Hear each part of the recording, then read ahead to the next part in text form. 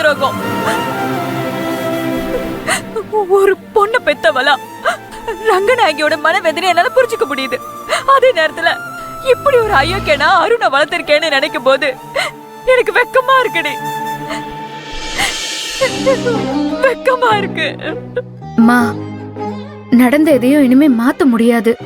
ஆனா செஞ்ச தப்புக்கு பரிகாரமா அருணையும் ரோகிணியையும் எந்த பிரச்சனை வந்தாலும் ஒன்னா சேர்ந்து வாழ வைக்கணும். அத நான் கண்டிப்பா செய்வேம்மா. என்னவோ உங்க அண்ணன் கல்யாணத்தை உங்க அப்பா இப்படி எல்லாமோ செஞ்சு பாக்கணும்னு கனவு கண்டுட்டு இருக்கிறாரு. ஆனா அவன் அத்தனையும் பொய்யாக்கிட்டான். இனிமே இருக்கிறது நீ மட்டும்தான். நீ ஒரு நாள் இந்த மாதிரி ஒரு தப்ப பண்ண மாட்டேன்னு நான் நம்புறேன். இருந்தாலும் மனசு கேட்க மாட்டேங்குது. அவன் பண்ண மாதிரி ஒரு தப்ப நீயும் பண்ணிட்டு வந்து தாலியோட நின்னுடாதடி. நின்னுடாதடி. என் கல்யாண விஷயத்துல நான் எப்பவும் அப்படி ஒரு முடிவு எடுக்க மாட்டேம்மா. ஆனா இப்போ கதிர என்ன விரும்புறாரு. அது தெரிஞ்சாதான் நீங்க 2 பேரும் என்ன சொல்லுவீங்கன்னு தெரியல. என்னடி திடீர்னு அமைதி ஆயிட்ட? ஒன்னும் இல்லம்மா. எல்லாரும் போயிட்டாங்க, என்ன காணும்னு தேடுவாங்க. நான் உடனே கிளம்பணும். இல்லனா தேவையில்லாம சந்தேகம் வரும். அங்க அத்தை இனிமே என்ன பண்ண போறாங்கன்னு தெரியல. சரிம்மா, நீ பார்த்து ஜாக்கிரதையா போ. எதையும் போட்டு மனச குழப்பிக்காத. இங்க பாரு, தயவு செஞ்சு எந்த சூழ்நிலையிலயும் அவனுக்கு கல்யாணம் ஆனது உனக்கு தெரியும்னு அப்பா கிட்ட காட்டிக்காத.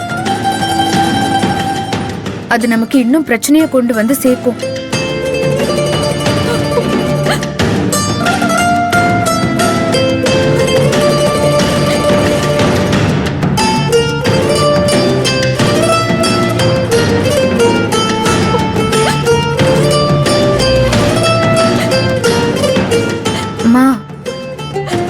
பேசுமா, ப்ளீஸ் பேசுமா. இனிமே என்ன பேசி என்ன ஆக போகுது? எனக்கு எல்லாமே இருண்டு போன மாதிரி இருக்கு.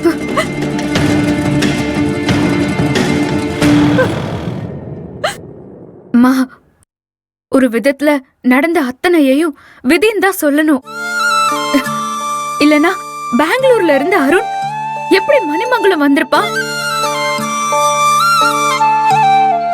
அதுவும் அவன் ஃப்ரெண்டுக்கு ரோகிணிய வரனா பார்த்து அவனுக்கு பதிலா அருண் வந்து ரோகிணிக்கு அவன் மேல காதல் வந்து இப்போ 2 பேரும் கல்யாணம் பண்ணிருக்காங்க. இந்த பிரபஞ்சம் ஒரு கணக்கு போட்டு வச்சிருக்கோம். எங்க சுத்தி எங்க போனாலும் கடைசியா அங்கதான் வந்து நிக்கணும். ரோகிணி தன்னோட அத்தை பொண்ணுனே தெரியாம அருண் அவ கழுத்துல தாலி கட்டியிருக்கான். இது பிரபஞ்சத்தோட கணக்குன்னு சொல்லாம வேற என்னன்னு சொல்றது?